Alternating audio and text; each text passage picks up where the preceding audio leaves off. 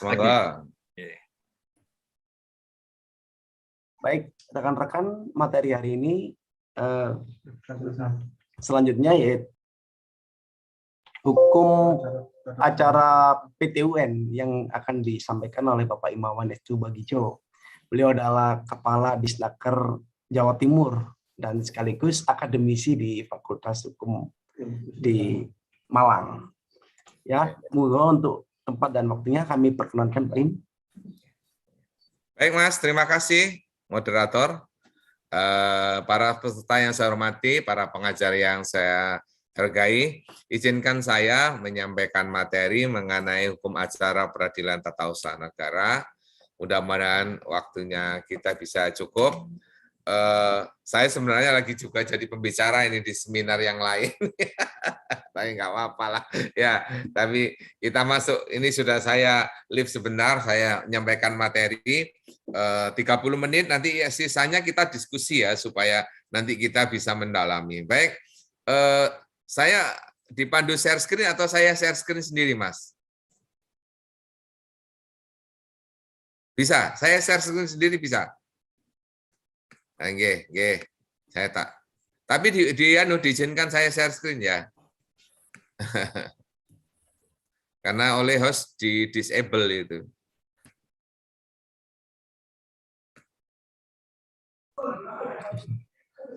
Sampun Pak Im. Oke, good. Oke. Baik, teman-teman. Hukum acara perlintasan negara yang saya sampaikan ini berkaitan dengan teori dan praktek. Jadi saya sehari-hari sudah disebut Kadisnaker Trans Jatim, gabung di Fakultas Hukum Wisnuwardana Malang. Saya rasa semua peserta ini semuanya adalah sarjana hukum, jadi pasti tahu fungsi hukum acara untuk apa dan prinsip-prinsipnya yang penting. Karena apa? Karena kalau kita bicara hukum maka apalagi hukum acara itu digunakan dalam rangka memberi kesempatan kepada orang atau badan hukum untuk melakukan fungsi penegakan hukum terhadap bidang itu. Jadi kalau hukum acara pidana ya penegakan hukum di bidang pidana, hukum acara perdata penegakan hukum di bidang hukum perdata. Kalau hukum acara TUN, ya penegakan hukum bidang tata usaha negara. Nah, inilah. Jadi, oleh sebab itu, objek yang paling banyak kita bicarakan ada berkaitan dengan tata usaha negara. Apanya yang kemudian menjadi persoalan adalah keputusannya. Baik, sebelum masuk ke sana, untuk merefresh, mari kita belajar mengenai hal-hal yang penting terhadap kegiatan hari ini. Saya akan secara highlight menyampaikan 1, 2, 3, 4, 5, 6 tema yang nanti kita coba pelajari bersama-sama. Mudah-mudahan teman-teman juga sudah lulus hukum acara TUN pada waktu kuliah S1 di kampusnya masing-masing dan tidak bolosan gitu ya. Biasanya mahasiswa banyak yang bolosan kalau belajar hukum acara TUN ini karena dianggap tidak penting gitu ya. Mudah-mudahan penjenengan nanti punya pengalaman dalam kehidupan sehari-hari nanti setelah hari ini mungkin dalam praktek-praktek selanjutnya. Nah, kalau kita belajar mengenai secara konseptual yang namanya peradilan itu adalah apa yang disebut sebagai judiciary. Judiciary itu bicara mengenai prosedur, proses, pelaksanaan pemeriksaan dan yang lain. Jadi kalau kita bicara peradilan TUN, ya proses beracara di TUN. Kalau peradilan umum, ya proses beracara di peradilan umum. Kalau peradilan militer, proses beracara.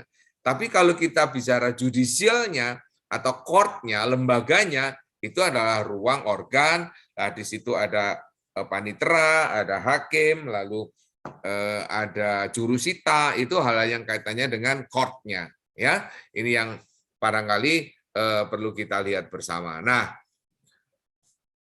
yang kita bicarakan hari ini adalah hukum acara peradilan. Jadi prosedur dan tata caranya yang akan kita pelajari bersama. Nah, hal-hal apa yang harus diingat orang kalau mau beracara di peradilan tun? Nah, perhatikan, beracara di peradilan tun agak berbeda dengan beracara di peradilan umum. Misalnya, bagaimana sikap hakim? Kalau di peradilan perdata ya pasif. Tapi kalau di peradilan tun, hakim itu bisa bersifat aktif. Maka ada asas namanya dominus litis. Ya, bahkan hakim itu dengan kekuasaannya dan kewenangannya bisa memanggil siapa saja untuk hadir di peradilan tun, meskipun dia itu tidak dimohonkan oleh para pihak. Bisa, ya. Jadi pejabat-pejabat siapapun bisa dipanggil untuk hadir, ya. Ini yang paling penting. Karena apa? Yang dicari adalah kebenaran material, tidak hanya kebenaran formal, ya. Ini di peradilan tun. Lalu yang kedua yang harus diingat oleh setiap pengacara atau siapapun yang beracara di peradilan tun, gugatan tidak menghentikan pelaksanaan keputusan tun. Nah, saya beri contoh, jadi kalau misalnya ada keputusan wali kota Surabaya mengenai pembongkaran bangunan di satu tempat, nggak X misalnya, maka ketika ini digugat oleh address yang dituju oleh keputusannya wali kota tadi, ingat, ketika kita menggugat, tidak otomatis proses pembongkaran bangunan itu bisa berhenti, kecuali dimohonkan. Makanya kalau kita melakukan fungsi-fungsi gugatan ini harus tahu nanti di permohonan, maka dimohonkan kepada hakim untuk memutuskan terlebih dahulu putusan sela untuk menghentikan pelaksanaan putusan. Ya, jadi untuk menghentikan pelaksanaan keputusan, saya tidak boleh salah. Jadi istilahnya keputusan. Kalau putusan itu ranah peradilan, kalau ranah birokrasi namanya keputusan, maka harus ya asasnya namanya formodern varematates ya presumptio justi causa, ya itu. Nah, yang ketiga, gugatan non kumulatif, tidak bisa satu gugatan lalu berisi terhadap dua keputusan tun yang dimohon. Ya, satu keputusan, satu permohonan, satu keputusan, satu permohonan. Ya, apakah nanti pemeriksaannya akan jadikan satu ketika pemohonnya banyak, lalu yang digugat keputusannya sama, itu soal lain, itu majelis yang punya kewenangan untuk mengatur. Ya, tetapi kita pemohon tidak bisa satu gugatan lalu menggugat dua keputusan, tidak bisa. Ya, satu permohonan adalah satu keputusan tun yang kita mohon. Nah, yang keempat adalah asas pembuktian bebas. Artinya di sini prinsip-prinsip pembuktiannya dilakukan secara bebas oleh majelis. Jadi burden of proof-nya, beban pembuktiannya itu sangat ditentukan oleh kewenangan majelis. Ya, bisa saja pemohon yang disuruh membuktikan, termohon yang membuktikan, bisa. Misalnya kalau saudara menggugat lalu alat buktinya hanya fotokopi, nggak punya aslinya juga nggak apa-apa. Nanti yang punya asli dipanggil untuk membawa apa benar gitu, ya. Jadi ini bedanya dengan perdata, ya. Lantas larangan sama saya kira di bidang perdata maupun di bidang tun itu putusan hakim hanya akan berisi sesuai dengan permohonan yang dimohonkan oleh para pihak, ya. Ketika memohonnya hanya membatalkan keputusan, ya maka putusan hakim akan bilang dibatalkan keputusan X itu. Nah, ya, makanya jangan lupa nanti dalam hukum acara, nanti dalam proses saya akan beri singkat. Kalau Anda meminta sesuatu keputusan pemerintahan itu dibatalkan, maka Anda harus mohon juga kepada majelis untuk memerintahkan kepada pejabat itu menerbitkan keputusan yang benar, gitu ya. Jangan hanya minta dibatalkan saja, tetapi mohon juga ke majelis untuk memerintahkan kepada pejabat itu menerbitkan keputusan yang benar, ya. Itu. Ya. Kemudian asas pembuktian bebas, ultra petita, erga omnes, ya, berlaku bagi siapa saja, ya. Itu sebabnya kalau ada pihak ketiga yang terkait itu harus dihadirkan di situ, ya. Tidak mengenal putusan first take, jadi nggak ada. Jadi pihaknya harus jangkep, ya. Nggak boleh ada pihak yang nggak ada, harus jangkep. Oke, saya ingin 6 prinsip ini Anda ingat, Anda memahami karena ini berkaitan dengan proses selanjutnya, ya. Selanjutnya adalah apa hukum formilnya? Saya kira kita sama-sama tahu Undang-Undang 586, 51 2009, ya. Undang-undang sekarang ini banyak sekali yang kaitan dengan TUN, ada Undang-Undang Administrasi Pemerintahan, Keterbukaan Informasi Publik, Pelayanan Publik, kemudian pemilihan umum. Ya, sekarang ini sebentar lagi mau ada pemilihan kepala daerah. Pasti rame itu gugatan, ya, menggugat di PT UN. Siap-siap ini jadi pengacaranya calon, ya, teman-teman. Ya, lawyer-lawyer ini. Biasanya duitnya banyak-banyak itu calon kepala daerah itu, ya. Nanti 2004 ini akan rame, ya. 2004 rame itu pasti nanti pengadilan itu juga ikut rame karena biasanya ada penolakan balon bakal calon oleh KPU dan yang lain tidak memenuhi syarat, biasanya keputusan KPU-nya itu digugat di PT UN.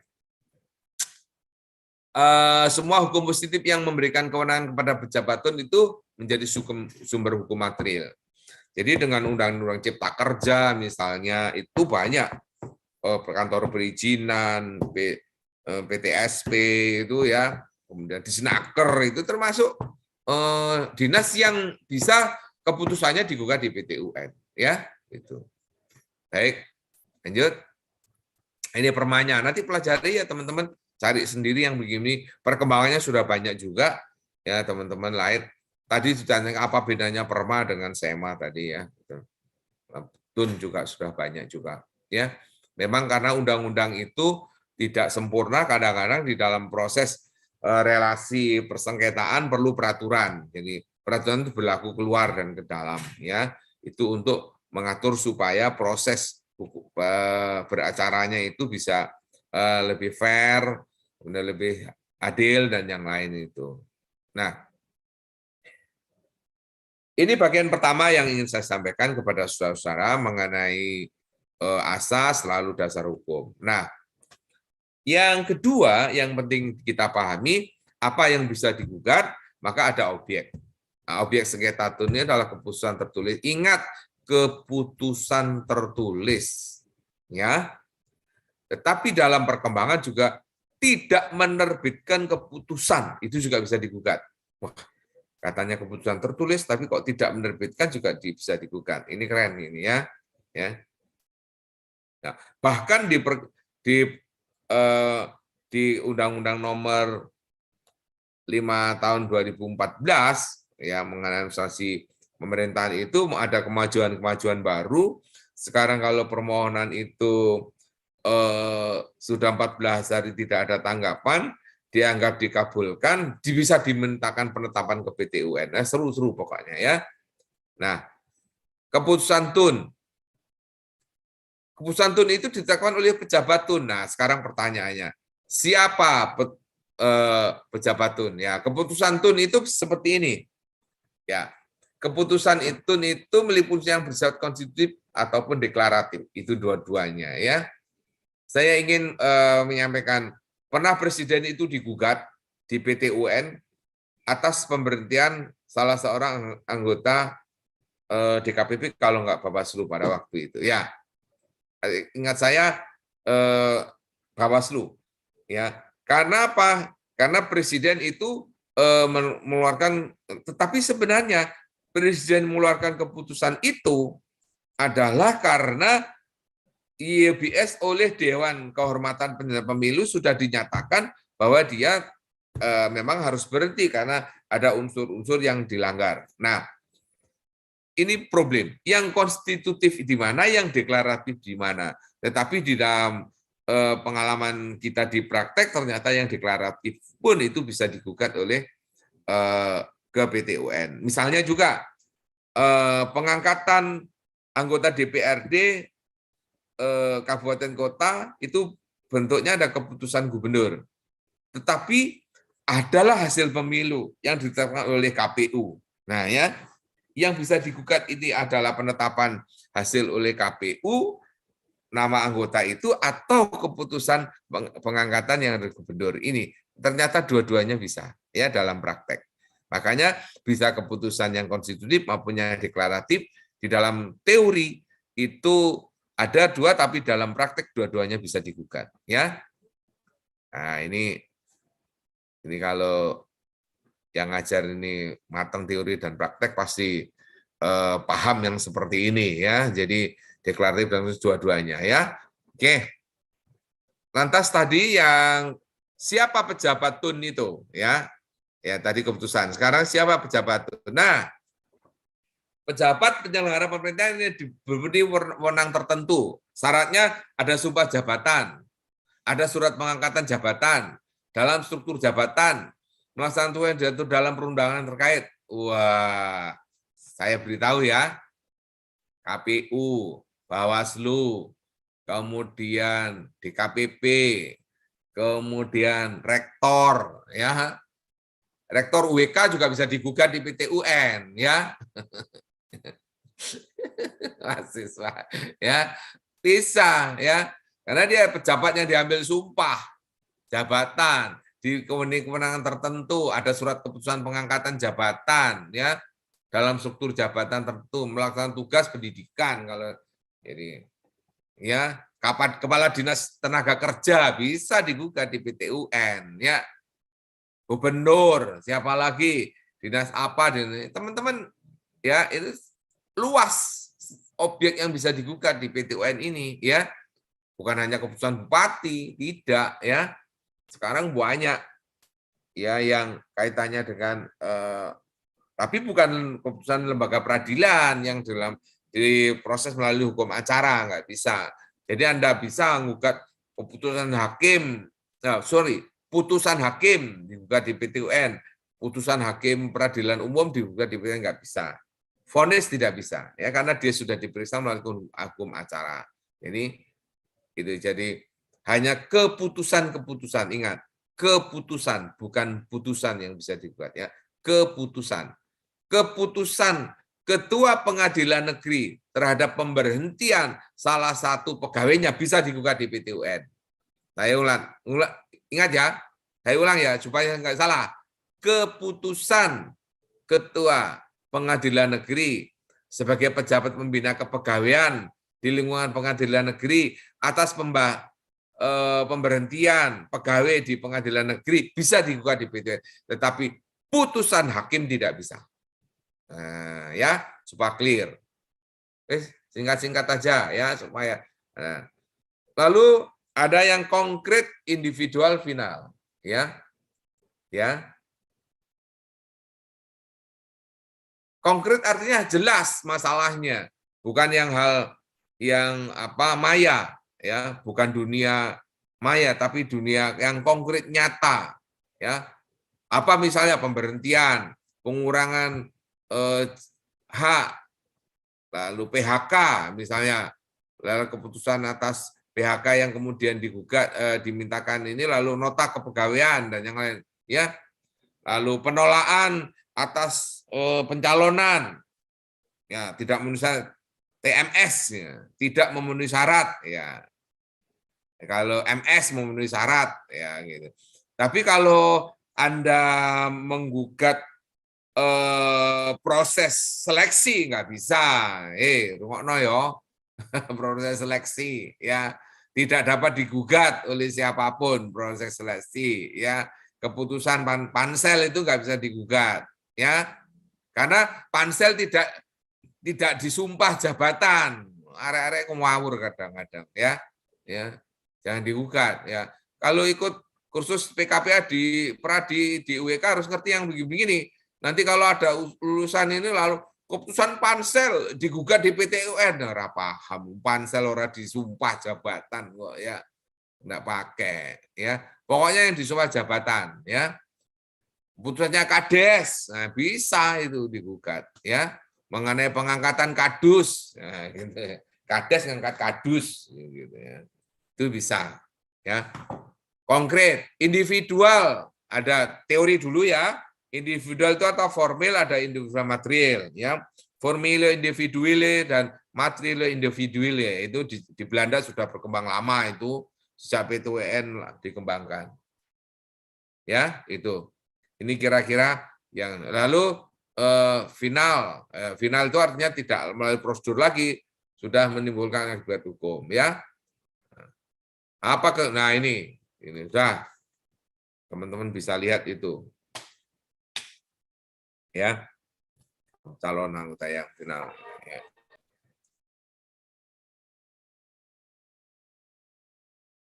Nah ya, keputusan yang positif itu artinya keputusan ada keputusan dikeluarkan. Tapi kalau keputusan itu tidak mengeluarkan keputusan, namanya fiktif negatif. Tapi ada fiktif positif. Ini perkembangan baru, nanti dalam praktek teman-teman akan tahu mana yang fiktif positif, fiktif negatif.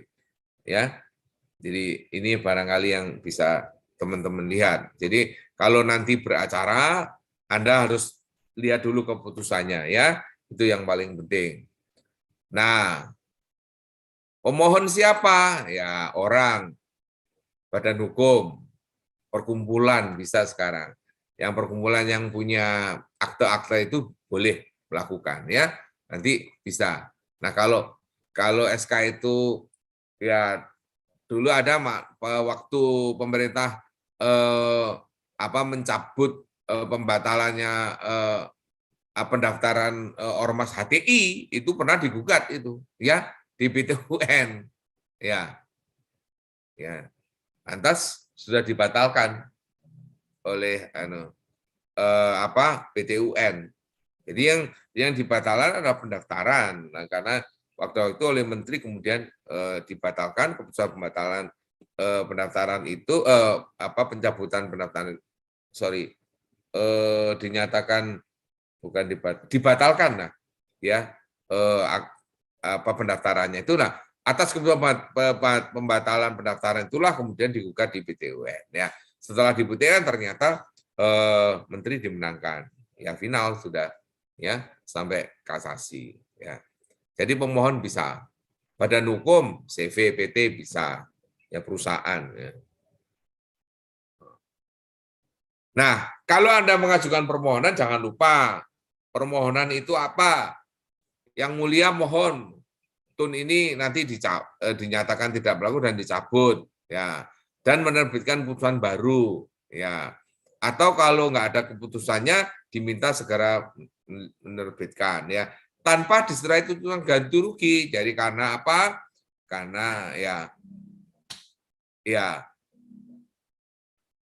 kalau mau disertai tuntutan ganti rugi ada batasnya maksimal 5 juta. Ya kalau disertai ya monggo, tapi biasanya rehabilitasi, pemulihan ya, hak-haknya dibolehkan ya. Alasannya apa? Bertentangan dengan peraturan perundang-undangan. Makanya kalau kita mau gugat di satu keputusan tun, kita harus tahu struktur peraturan perundangan yang terkait keputusan ini, undang-undangnya apa saja. Itu harus diteliti. Pilkada, cari di pilkada. Kepegawaian, cari kepegawaian. Desa, cari di desa. Ya, undang-undangnya. Ini sulitnya di tun itu di situ. Ya, ketenaga kerjaan, cari undang-undang. Cipta kerja, cari di cipta kerja. Ya, perindustrian, cari perindustrian. Perdagangan, cari perdagangan. Ya, itu. Atau bertentangan dengan asas umum pemerintahan yang baik. Jadi unfairness, tidak fair, misalnya unjustice, tidak adil, dan yang lain itu yang bisa dilakukan. Ya. Berapa lama bisa digugat satu keputusan? 90 hari sejak diterbitkan, ya, kepada pihaknya. Tapi bagi orang yang lain sejak dia tahu. Itu ya. Ini yang barangkali penting. Jadi tenggat waktu majukan gugatan ini. Lalu nah, ini paling penting ya, teman-teman yang ini jangan lupa nanti kalau mau gugat tanya dulu ini kapan diterbitkan. Sudah 10 tahun sekarang mau digugat misalnya. Ya, jadi hati-hati. Ini juga penting bagi setiap individu untuk tahu kapan gitu ya. 90 hari. Sorry, saya katakan 90 hari libur tidak dihitung ya. Hari kerja. Ingat teman-teman ya. Jadi kalau nanti ada hari raya, ada hari Minggu, hari libur, itu coret, nggak dihitung hari kerja. Perhatikan, kalau kata-kata undang-undang itu 3 hari, itu hari kerja. Tapi kalau 3 kali 24 jam, yes, masih oprei, masih ngantuk, masih turu, tetap itu, ya. Ini kata-kata undang-undang harus dipahami, ya. Ya, gitu. Oke. Nah, ini hukum acaranya, ya. Nanti kalau sudah daftar, biasanya ada pemeriksaan kelengkapan dulu, dipanggil para pihak untuk melengkapi, ya, pemeriksaan persiapan dismissal, pemeriksaan persiapan, begitu. Ya, kalau acara biasa. Ya, kalau nanti tidak lolos, ya gugatan awal, ya monggo lah. Prinsipnya kalau di TUN itu bisa memulai dengan persiapan, lalu disiap-siapkan semua, nggak langsung, ya, nggak langsung persidangan, karena sebenarnya diharapkan gak ojo gegeran antara rakyat dengan penguasa, itu nggak elok, gitu loh, maksudnya gitu. Ada apa sih sebenarnya, gitu. Kalau di situ bisa kemudian didamaikan, ya didamaikan. Sebenarnya asasnya sebenarnya sama dengan di perdata, ya. Tidak boleh dispute, ya. Jadi dispute adalah ultimum remedium, upaya yang paling terakhir itu dispute, ya. Jadi biasanya dilakukan perdamaian, ya, untuk melakukan fungsi-fungsi ini dalam acara singkat. Ini kawan-kawan di acara-acara yang dalam konteks itu. Nah, biasanya disitulah kemudian ada kegiatan yang sekarang di persoalan-persoalan pilkada dan yang lain itu acaranya pakai acara singkat, ya, gitu. Ya biasanya ya karena apa? Karena waktunya. Jadi nanti Anda lihat di 90 persiapan pemilu serentak yang akan datang, kan kita akan di Februari 2024 itu akan ada pemilihan legislatif DPRD, DPD, DPR RI. Terus kemudian juga ada di Desember baru ada ada kegiatan pilkada, ya, pilpresnya juga di Februari, seru. Jadi pilpres, pileg, DPD, ya. Pilegnya ada DPR, provinsi, kabupaten, DPD, ada 5, ya, ada 5 jabatan yang harus dipilih di Februari dan pilkadanya di Desember 2024, ya. Nah, di dalam proses yang paling penting, jangan lupa teman-teman, kalau Anda berperkara di TUN, bukti surat transaksi pengakuan namanya ahli. Jadi ada ahli, ya. Beberapa kali saya juga menjadi beri keterangan ahli di PT UN. Bagus juga sih menurut saya, hal-hal yang barangkali tidak jelas di dalam konstruksi-konstruksi TUN itu bisa menggunakan ahli untuk memberi pemahaman, karena biasanya soal-soal seperti sulit dilakukan karena banyak hal yang harus dijelaskan, dan seringkali TUN ini kan sangat-sangat sangat baru, dan kemungkinan banyak orang yang belum paham tentang hal ini, ya.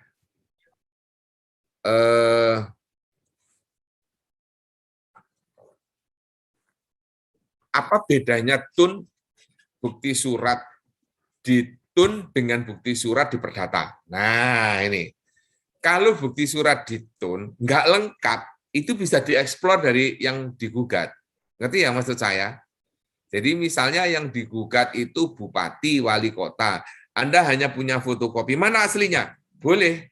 Bupati, wali kota yang menghadirkan aslinya. Tapi di perkara perdata, sampai enggak punya yang aslinya, sudah selesai. Karena apa? Penggugat harus menyediakan diri, barang siapa mendalilkan hak, dia wajib membuktikan, itu di perdata. Tapi ke dalam hukum pidana, yang dipentingkan itu saksi. Ya, beda ya.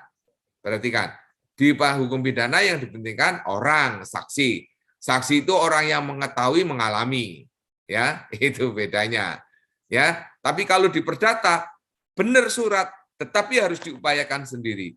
Kalau di tun suratnya nggak lengkap, hakim bisa menghadirkan yang punya surat. Nah, gitu ya. Jadi hati-hati kalau di bidang tun ya. Ini hal-hal yang dasar-dasar yang bisa tenggat waktu ya. Jangan lupa yang penting-penting ya. Ya, ini ada triknya kawan-kawan. Di sini ini ada triknya. Jadi di tenggat waktu ini ada triknya. Kan kalau ini 90 hari bagi yang dituju langsung. Perhatikan ya.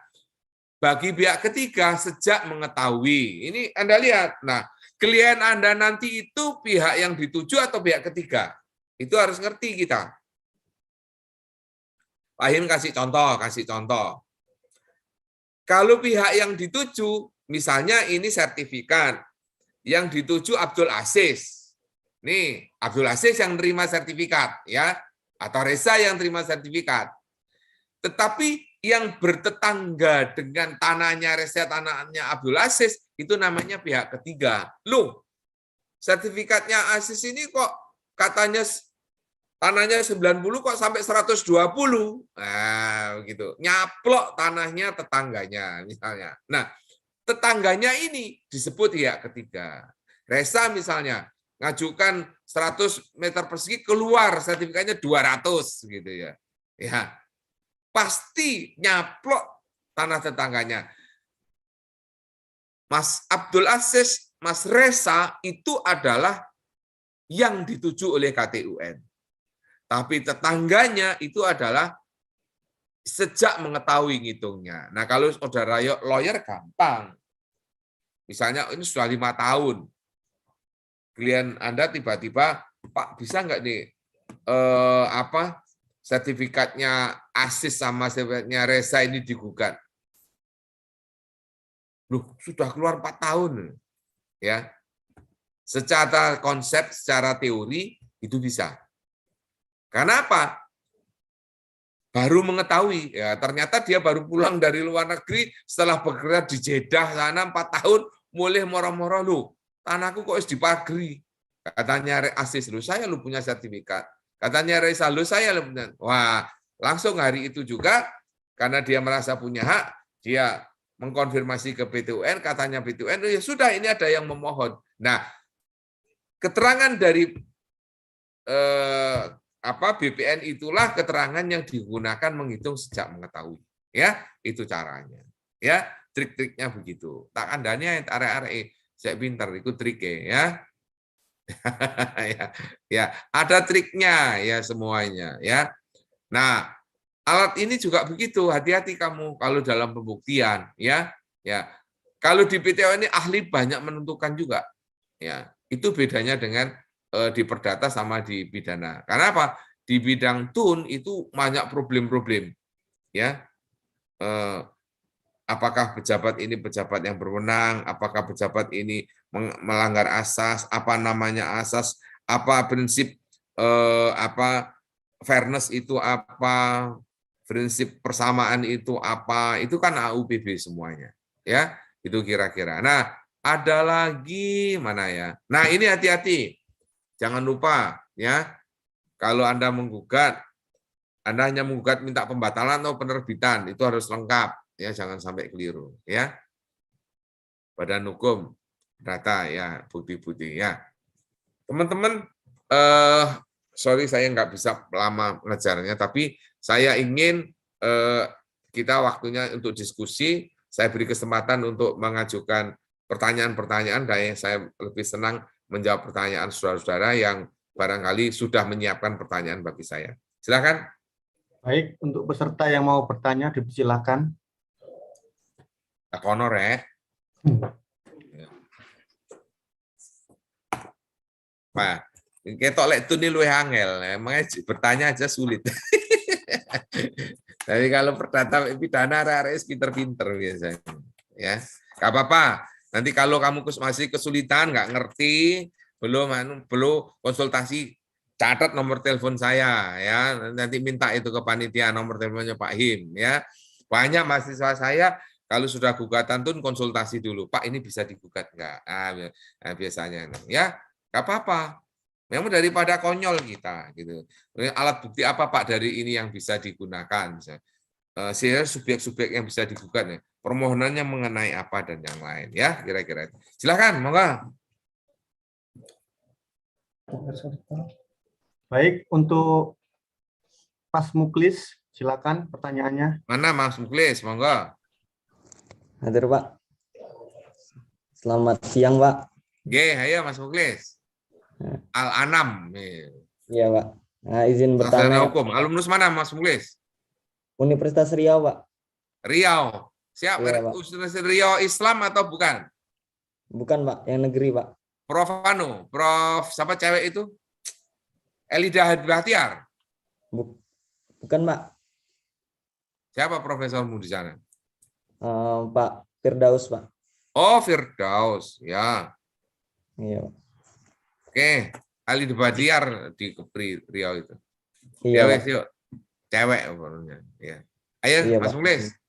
Ini Pak. Tanya apa? Jadi kalau soal kewenangan petun, apakah misalnya ada pengguna jalan begitu Pak? Pengguna jalan, kemudian ada masyarakat terjatuh, kemudian luka-luka. Kemudian apakah bisa, karena jalan ini merupakan jalan provinsi, gitu kan Pak? Apakah bisa kerugian tersebut bisa kita ajukan gugatan kepada petun gitu Pak? Langsung tak jawab ya. Kalau tujuannya menggugat kerugian, namanya PMH itu Mas, perbuatan melawan hukum. Jangan ke PT UN, ke peradilan umum. Karena namanya ganti kerugian ya. Jadi memang jalan gitu. Tapi pertanyaan subjek yang digugat siapa kan gitu ya. Betul. Nah, gugat kan biasa bisa yang tak ajari bisa lah, cek pinter kon ya. Bisa pemborongnya ya, siapa? Kan pekerjaan itu sudah diserahkan pemerintah kepada pihak ketiga ya. Tetapi juga PU Bina Marganya digugat gitu. Turut serta ya, tapi sifatnya PMH itu, perbuatan melawan hukum. Ya, kalau membangun dan yang lainnya. Kalau jalan itu lubang-lubang misalnya. Jadi ada dua kondisi. Jalan lubang dibiarkan itu PU Bina Marga. Membangun tidak memberi rambu-rambu bahwa ini bangunan baru dan yang lain membahayakan itu yang digugat adalah pemborongnya dan PU Bina Marga sebagai pengawasnya. Jadi gitu caranya Mas. Tapi jangan ke PT UN. PT UN prinsipnya membatalkan keputusan, bukan membuat ganti rugi ya. Oke, ada lagi? Cukup Pak. Ya, clear nih Pak Him sing jawab, setelah langsung jadi pengacara kon. Menenang nggone Riau gugatan kabeh iku sing bolong-bolong iku ya. Bener itu. Bela kepentingan pengguna jalan. Selanjutnya Mas Julistar Pak. Siapa? Mas Julistar Sitanggang. Julistar Sitanggang. Wah. Ayo. Julistar. Ini kalau dari nama ini penguasa Tanah Abang ini. Ayo Bang Sitanggang, silakan.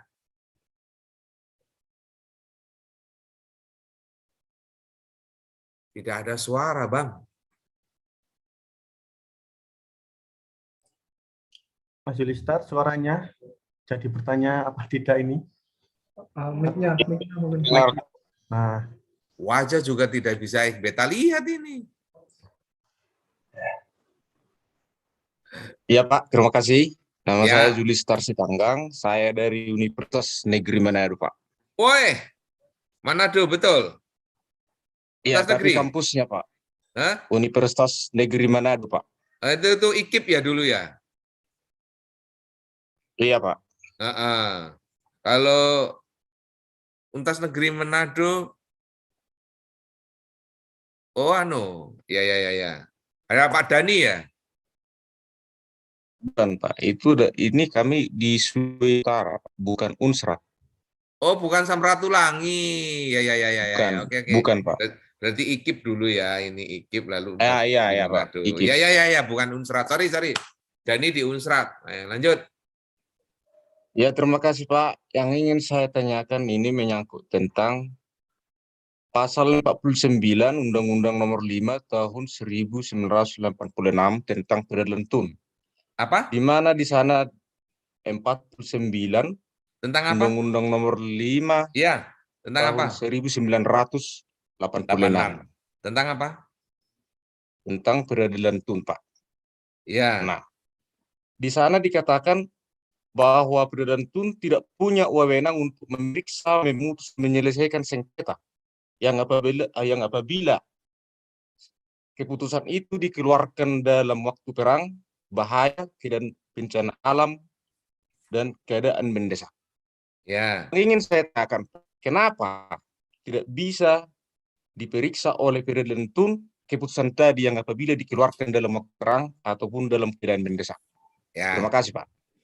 Nah, caranya gini dulu, Mas. Yang paling penting harus ada pernyataan dulu. Kondisi perang itu ada jadi jangan keputusannya dulu. Tapi keadaan bahaya, keadaan perang, keadaan mendesak, keadaan bencana alam itu dinyatakan dulu, Mas. Betul ya? Dinyatakan. Biasanya ada namanya declare mengenai. Setelah ada declare, maka semua keputusan yang kaitan dengan KTUN, tapi hubungannya dengan ini, Mas, bahaya, dengan mendesak, dengan perang. Jadi bukan KTN yang hubungannya dengan yang lain. Jadi misalnya keputusan pemberhentian sebagai camat, meskipun dalam kondisi perang, ya tetap, Mas, bisa digugat ya. Jadi, tetapi dengan keadaan ini tadi, karena perang itu ada pernyataan, bahaya itu ada pernyataan, lalu keadaan mendesak itu ada pernyataan dan yang lain. Jadi kondisi itu harus ada di-declare dulu, baru keputusannya tidak bisa digugat. Kaitannya dengan kondisi-kondisi ini. Jadi misalnya kemarin kan ada banyak keputusan-keputusan pemerintah yang kaitannya dengan COVID. Iya, Mas ya? Ya. Iya, Pak, ya. Nggak bisa, jangan digugat kondisi itu ya. Jadi bukan hubungannya dengan keputusan yang lain, tapi dengan keadaan dan situasi itu. Gitu ya, pemahaman 49 ya, Mas ya, supaya nanti tidak keliru. Tapi kalau katanya dalam kondisi itu, dalam situasi COVID ada pemberhentian camat, ya tetap bisa. Tapi yang tidak bisa itu kaitannya dengan kegiatan itu. Ya, gitu ya. Siap. Oke. Boleh satu lagi, Pak? Ya, satu lagi bertanya, Pak. Apa? Ini mengenai tentang pasal 3 negatif tadi, Pak. Fiktif negatif. Yang ingin saya tanya, ya, fiktif negatif, Pak. Ya. Apabila ingin saya menggugat di pengadilan, Pak, mengenai tentang fiktif negatif tadi. Karena saya bingung arti dari fiktif negatif. Apakah pejabat tun menolak mengeluarkan keputusannya atau pejabat tun menolak permohonan saya untuk mengeluarkan keputusan tun. Yang saya gugat di pengadilan, apakah keputusan tun yang menolak mengeluarkan keputusan tun atau keputusan tun menolak permohonan saya? Yang mana yang saya gugat nanti itu di pengadilan, Pak? Terima kasih. Jadi, bagus, pertanyaan bagus. Fiktif negatif itu artinya tidak mengeluarkan keputusan, diartikan menolak. Perhatikan ya, tidak mengeluarkan keputusan, diartikan menolak. Itulah yang disebut fiktif negatif. Mengapa harus ada itu? Karena setiap pejabat pemerintah itu diberi tenggat waktu. Paling lambat 30 hari, paling lambat 90 hari, 60 hari, harus sudah mengeluarkan keputusan atas permohonan itu. Nah, ketika permohonan saudara sudah 90 hari misalnya, ternyata pejabat yang berwenang itu tidak mengeluarkan keputusan, maka itu dianggap fiktif negatif. Maka saudara bisa menggugat ke PT UN, saya misalnya sebagai kepala dinas digugat. Gugat kepala dinas tenaga kerja karena tidak mengeluarkan keputusan yang saya mohon. Saya dianggap sudah menolak permohonan saudara, gitu. Permohonannya apa? Pengadilan memerintahkan kepada saya menerbitkan keputusan yang saudara mohon, ya, gitu. Jadi kalau Anda menghadapi gugatan fiktif negatif itu supaya pejabat diperintahkan menerbitkan keputusan untuk kepentingan Anda. Tapi kalau pejabat itu sudah mengeluarkan keputusan menolak, ya kan? Ngerti ya? Keputusan menolak, Yap. ada keputusannya. Anda gugat keputusan penolakan ini, tugasnya juga apa? Supaya merevisi keputusan menolak ini menjadi keputusan menerima. Gitu ya di permohonannya. Siap. Oke, ya wes.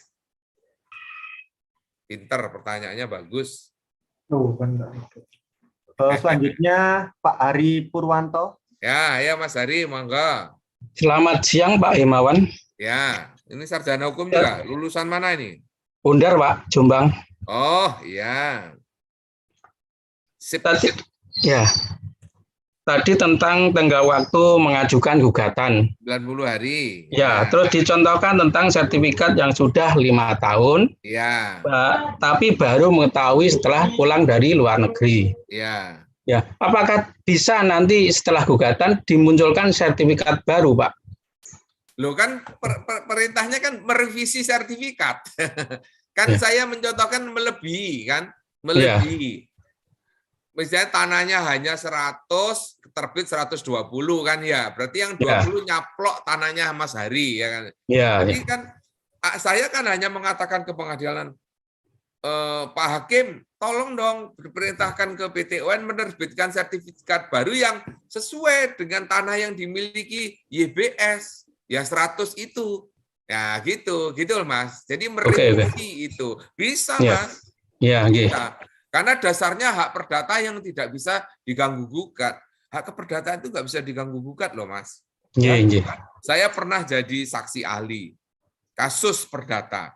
Ini di Pengadilan Negeri Kediri waktu itu. Bayangkan ini ya, orang beri dari lelang. Balai lelang ini merampas mengeksekusi barang sitaan.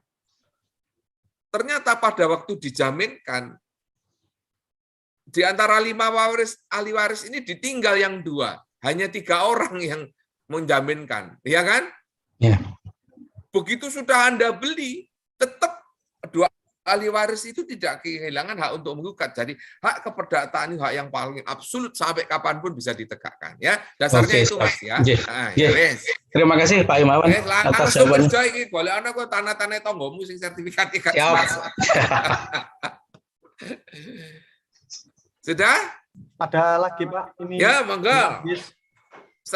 Malah seneng kalau diskusi-diskusi begini. Ayo, lagi, silakan. Pak Abdul Aziz. Mana Mas Abdul Aziz? Iya Ya, Pak, ayo. saya Pak. Alumnus mana ini?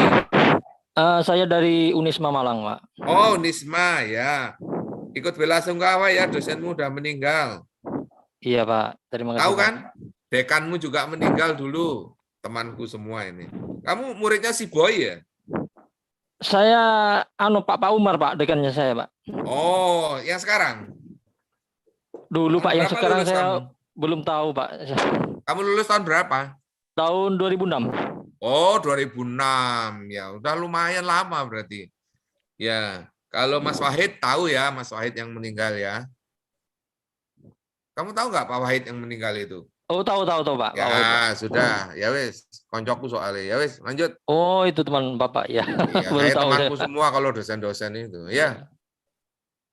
Baik Pak, yang saya tanyakan begini Pak, kalau misalkan ada keputusan dari pejabat publik, katakanlah bupati, bupati mengeluarkan suatu keputusan yang berbeda dengan keputusan gubernur gitu. Ini yang mana yang harus diikuti gitu? Hati-hati. Kalau tun itu harus individual ya. Perhatikan. Saya harus lihat objeknya, Mas. Sing mbok omongno iki si abstrak soalnya. Keputusan yang tentang apa dulu, hal apa, harus jelas dulu. Karena keputusan itu ada yang berlaku umum, ada yang berlaku individual. Kasih contoh yang lebih konkret supaya saya bisa memberi advice. Kalau hanya begitu nggak bisa. Ya, karena apa? Nanti dilihat dulu tentang apa keputusan itu, lalu dilihat kewenangannya ada pada siapa, ada pada gubernur apa ada pada bupati, tentang apa dulu. Bisa saja berbeda, Mas, nggak ada masalah. Bukan soal diikuti yang mana, tetapi sumber kewenangannya harus jelas dulu.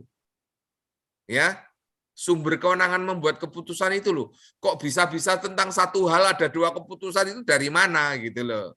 Ngerti maksud saya? Iya, bisa saja tapi berbeda, Pak. Dalam hal yang sama, urusan yang sama, tapi dikeluarkan suatu keputusan yang berbeda gitu. Ya, beri contoh saya ini orang Pemda, saya tahu ya.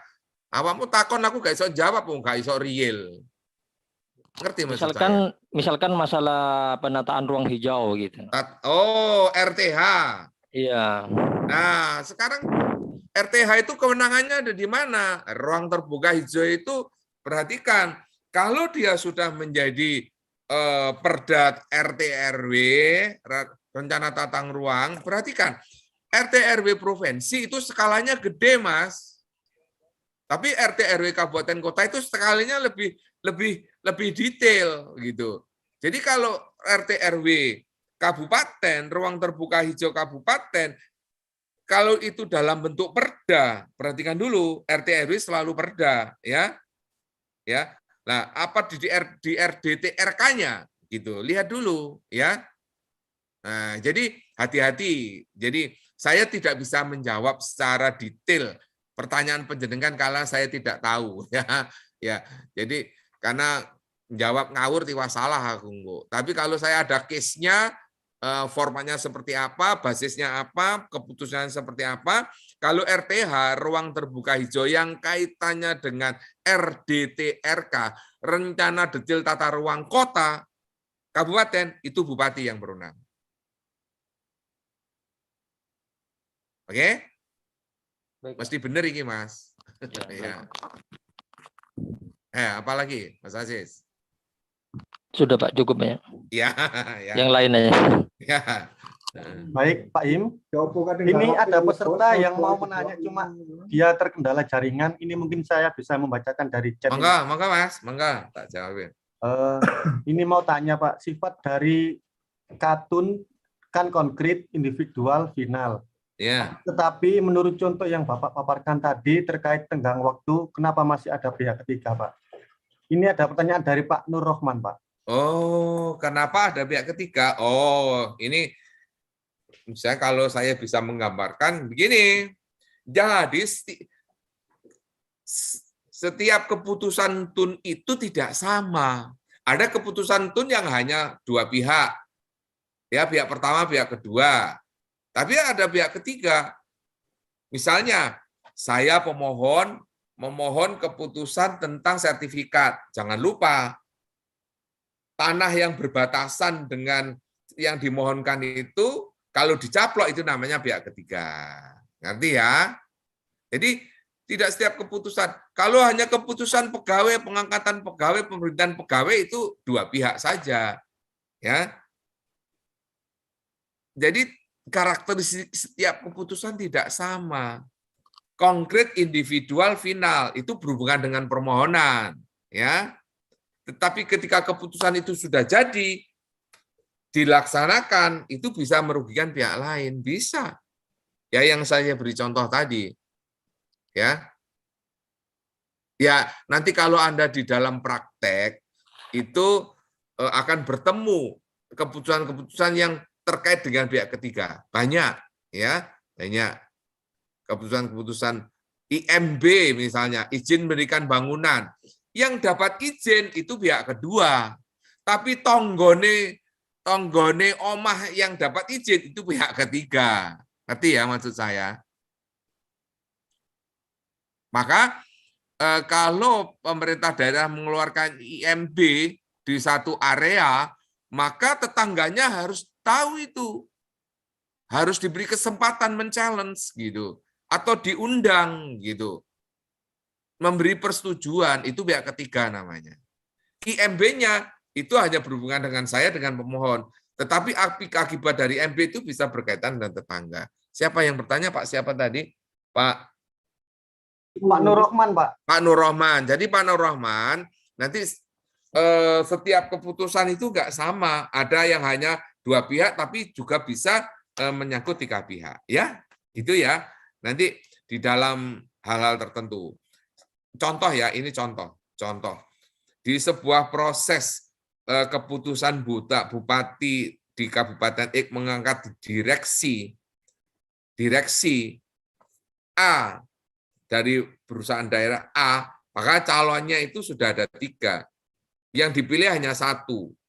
Padahal orang yang satu dipilih ini ketika seleksi urutannya baru urutan 3. Yang nilai terbaik 1 nggak dipilih oleh bupati. Itu yang nggak kepilih jadi direksi itu pihak ketiga. Dia dirugikan oleh keputusan bupati, dia gugat ke PT UN untuk diuji apakah yang memilih urutan ketiga itu menjadi fairness bagi yang urut nomor 1. Nah, betul ya. Lalu di keputusan penetapan terpilih anggota terpilih DPRD yang oleh KPU dalam konteks-konteks kemudian pergantian antara waktu itu bisa terjadi oleh partai yang diajukan bukan urutan berikutnya tapi urutan yang selanjutnya, itu bisa digugat ke PT UN gitu. Nah, pihak yang dirugikan oleh terbitnya keputusan yang bukan berhubungan langsung itu pihak ketiga namanya, dan banyak kasus-kasusnya ya gitu ya. Nanti dalam praktek Anda akan mengalami tahu itu ya. Oke, ada lagi? Itu ada lagi Pak dari Pak Yohanes Cahyono. Mana Pak Yohanes Cahyono? Oh ya, Yohanes, kamu sekolah di mana S-nya? Di Ubaya, Pak. Oh, Ubaya. Oke. Oke, Pak, yo. saya mau tanya, misal kalau ada sebuah KTUN dari Pemkot ya Pak, untuk membongkar sebuah rumah gitu ya. Kan tadi Bapak katakan gugatan tidak menghentikan pelaksanaan KTUN. Berarti kalau misal ternyata putusannya adalah benar, KTUN-nya dibatalkan, tapi kan rumahnya itu sudah roboh kan Pak. Berarti harus diajukan penundaan ya Pak ya. Iya, wis pinter ngono lho awakmu. Jadi begitu ada surat mau dibongkar, Anda langsung mengajukan, hakim dimohon untuk menetapkan lebih dulu itu untuk penundaan pembongkaran, ya, gitu caranya. Oke, gitu ya. Disertakan sebelum gugatan gitu, Pak? Atau iya, betul, sebetulnya pokok perkara sebelum menguji keabsahan, ya. Semacam eksepsi gitu, Pak. Bukan, jadi itu memang khas di ini Mas, khas di TUN. Oh gitu. Karena asasnya Vermoeden van Remateheid tadi, keputusan dinyatakan sah sampai dibuktikan tidak sah. Nah, dalam proses pembuktian ini, omae wis luluk lantak nanti kalau nggak dimintakan penundaan pelaksanaan. Ya, gitu ya. Ya, terima kasih Pak. Yo, apalagi? Untuk saat ini sudah tidak ada yang bertanya Pak. Mungkin ya wis. Kan atau teman-teman, saya ini ada kegiatan mendadak yang harus, tapi saya senang diskusinya bagus, teman-teman pertanyaannya macam-macam tadi, ada yang pihak ketiga, ada yang daluarsa, ada yang kaitannya dengan penundaan putusan, hati-hati di pembuktian nanti ya, jadi sudah saya ingatkan sekali lagi di pembuktian itu, nggak usah takut. Jadi kalau Anda punya klien hanya punya fotokopi, berangkat aja ke PT UN ya, nggak usah ragu. Nanti yang punya asli didatangkan oleh hakim, ya jangan khawatir. Itu PT UN. Jadi beda dengan perdata. Kalau perdata harus punya asli sendiri, ya. Itu hal yang penting yang saya kira perlu dilakukan dan mudah-mudahan pertemuan singkat ini bisa memberi saudara gambaran-gambaran yang ini punya saya, nama saya, ya. Silahkan kalau saudara mau catat nomor telepon saya, dua-duanya on saat berkonsultasi, saat ini nggak apa-apa, latihan-latihan gugat nanti masih geradul tanya dulu gitu, nggak apa-apa ya. Nanti semakin lama biasanya semakin pinter ya. Lawyer-lawyer itu semakin banyak praktek biasanya semakin pinter ya. Saya kira itu teman-teman. Terima kasih. Panitia, saya mohon izin. Ya Pak terima kasih. Tapi saya yakin apa yang saya sampaikan sudah memberi gambaran yang utuh kepada teman-teman dan mudah-mudahan nanti semua lulus di PKPA dan nanti di ujian permohonan mendapatkan izin praktek dapat juga menyelesaikan dengan baik. Mohon maaf kalau ada kurangnya. Selamat siang. Assalamualaikum warahmatullahi wabarakatuh. Terima kasih Pak Im telah meluangkan waktunya setelah kesibukannya. Untuk peserta kita kembali lagi pukul 1:30 Ya. Saat ini mungkin bisa istirahat. Terlebih Saya dahulu. live dulu ya, Mas. Saya Baik, terima kasih Pak Im. Yuk. Sukses semuanya. Amin, amin. Amin. Ya. Oh, sih kok tambah ganteng ini. Iya, Mas. Sukses.